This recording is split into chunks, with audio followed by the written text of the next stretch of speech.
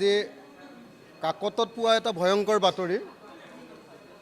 ইয়াত লিখিছে ঝুমৈ বিনন্দিনীত অংশগ্ৰহণৰ বাবে মেট্ৰিকত অৱতীৰ্ণ নহ'ল 6 সহস্ৰাধিক। দৈনিক অগ্ৰদূত কাকতত এটা নিউজ আহিছে যে এইবাৰ হাইস্কুল শিক্ষান্ত পৰীক্ষাত 6756 গৰাকী ছাত্ৰ ছাত্ৰী উত্তীৰ্ণ নহ'ল। এইটো এটা ভয়ংকৰ খবৰ। আৰু তাৰ ভিতৰত 6000 মান ছাত্ৰ ছাত্ৰী চাহ বাগানৰ, তাৰ বেছিভাগে ছাত্ৰী।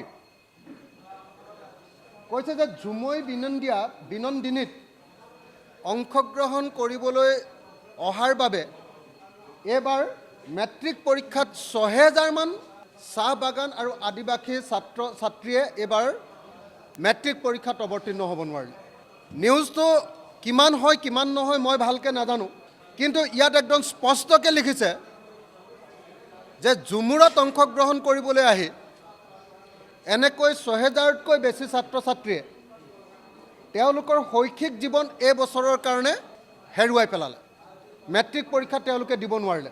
গতিকে এই বিষয়টো এটা ভয়ংকৰ খবৰ।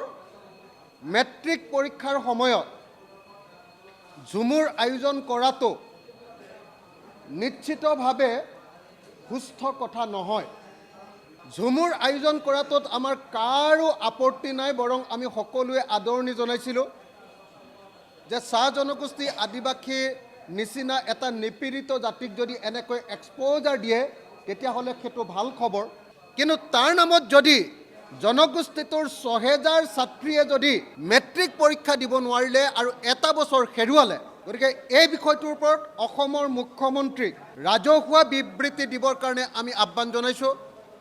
নাম্বাৰ 1। নাম্বাৰ 2, আপোনাৰ চাহ জনগোষ্ঠী ছাত্ৰ সন্থা আচ্ছা, আদিবাসী ছাত্ৰ সন্থা আছা, সদৌ অসম ছাত্ৰ সন্থা, অসম জাতীয়তাবাদী যুৱ ছাত্ৰ পৰিষদ আৰু অন্যান্য যিবিলাক ছাত্ৰ মুক্তি সংগ্ৰাম সমিতি, সদৌ অসম ছাত্ৰ সন্থা, আচ্ছা, আছা, SMSS, SFI, AISF, প্ৰত্যেকটো ছাত্ৰ সংগঠনে AJYCP এই বিষয়টো পৰ্যালোচনা কৰিব লাগে, বিবেচনা কৰিব লাগে, তদন্ত কৰিব লাগে।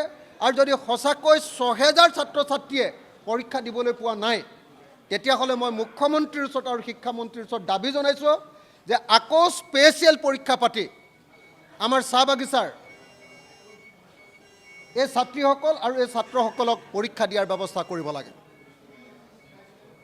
উৎসৱৰ নামত, প্ৰধানমন্ত্ৰীক তেল লগোৱাৰ নামত যদি চাহ বাগিচাৰ ছাত্ৰ ছাত্ৰীসকলৰ ভৱিষ্যত ধ্বংস কৰি দিয়া হয়, ভোটৰ নামত আদিবাসীসকলৰ ভোট পাবৰ কাৰণে, চাহ জনগোষ্ঠীসকলৰ ভোট পাবৰ কাৰণে শ্ৰমক সৃষ্টি কৰাৰ নামত যদি 6000 ছাত্ৰ ছাত্ৰীৰ ভৱিষ্যত ধ্বংস কৰি দিয়া হয়, এইটো কেতিয়াও মানি লোৱা নহ'ব।